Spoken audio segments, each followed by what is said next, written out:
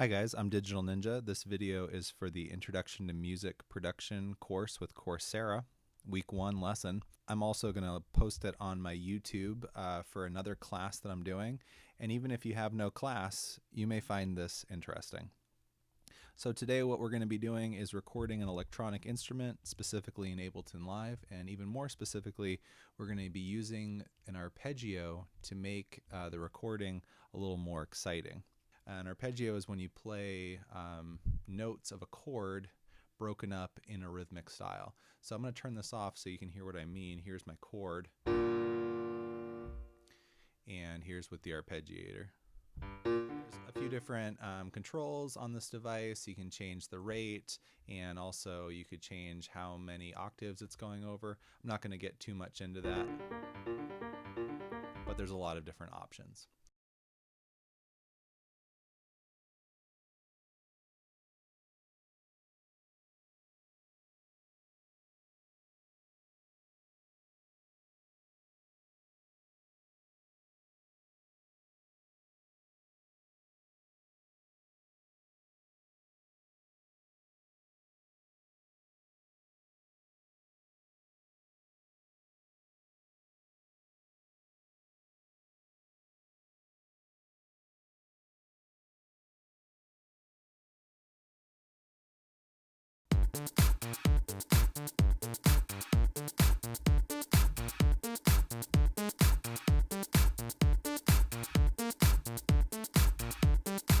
Let's look at our MIDI track.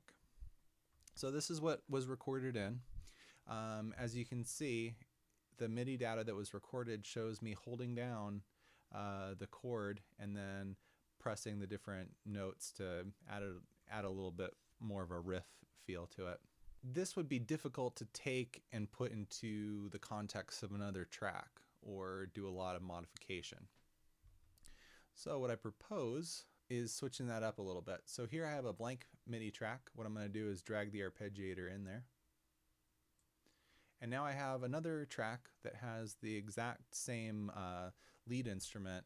And what I'm going to do is I'm going to change this MIDI from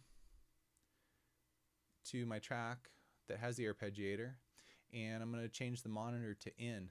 So now when I play my chord, the MIDI data that's being picked up on here is broadcasting through this track. So how can we use that? Well, let's arm it and record it.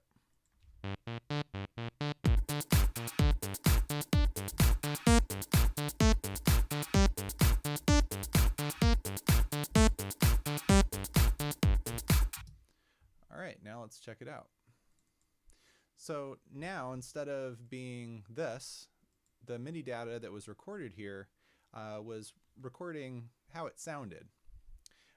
So now I could take this and use it in another track. I can edit the MIDI data a lot better. I could make it more of a legato style. I could put it onto a different instrument and use it and edit it and make this riff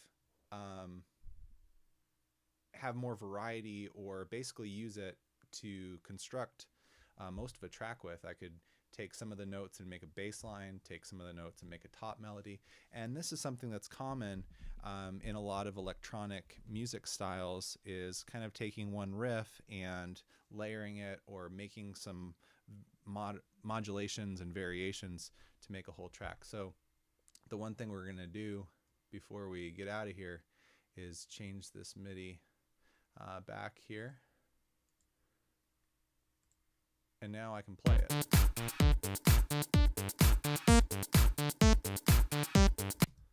So in summary, if you use a separate track to route MIDI data in, you'll have a much easier time adding and editing your MIDI data.